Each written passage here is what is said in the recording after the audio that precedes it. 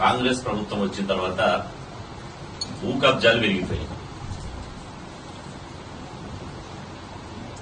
ఇందిరమ్మ పాలన అని చెప్పి అధికారంలోకి వచ్చినటువంటి కాంగ్రెస్ పార్టీ ఇందిరమ్మ పాలన కాదు, భూ కబ్జాల పాలన అనేది నిరూపితమవుతుంది. భూ కబ్జాలు రెండు తీర్లు చేస్తున్నారు. ఒకటి పరిశ్రమల పేరు మీద, ఇండస్ట్రీస్ పేరు మీద, అదేవిధంగా ఫ్యూచర్ సిటీ పేరు మీద, ఇంటర్నేషనల్ మార్కెట్ల పేరు మీద ఈ రకమైనటువంటి కొత్త కొత్త ఎత్తుగడలతో, కొత్త కొత్త పదాలతో తెలంగాణ రాష్ట్రంలో ఉన్నటువంటి దళిత బహుజనుల భూములను అక్రమంగా గుంజుకుంటున్నారు. ఒక పద్ధతి ప్రభుత్వమే కబ్జాకోరుగా మారి ప్రభుత్వమే ఓవైపు పేదల భూములు లాక్కుంటుంటే,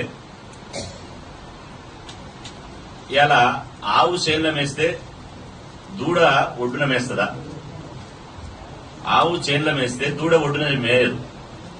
కాబట్టి ప్రభుత్వంలో ఉన్నటువంటి పెద్దలే పరోక్షంగా భూ కబ్జాలు చేస్తుంటే ఇక ప్రత్యక్షంగా మాకెదురు ఎవడు? మేము భూ కబ్జాలు చేస్తే ఎవడేం చేస్తాడు? ముఖ్యమంత్రి మా కులమే,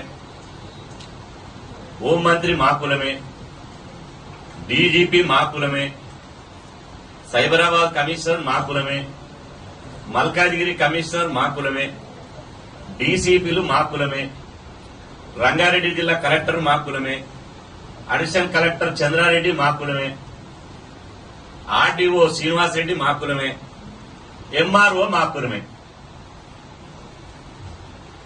అంటే కింది స్థాయి నుంచి ఎంఆర్ఓ నుంచి ముఖ్యమంత్రి వరకు,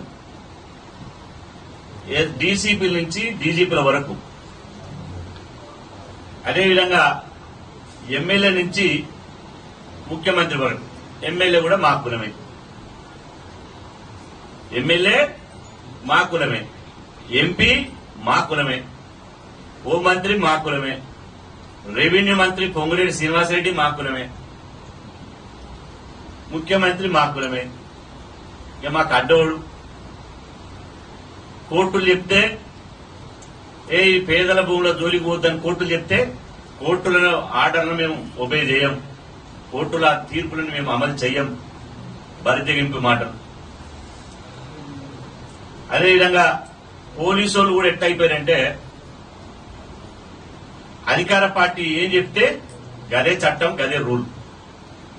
నేను పోలీసు వారికి విజ్ఞప్తి చేస్తున్నా, దయచేసి న్యాయం చేయాల్సినటువంటి మీరు ఇలా మొన్నటిదాకా టీఆర్ఎస్ పార్టీ ఉంది,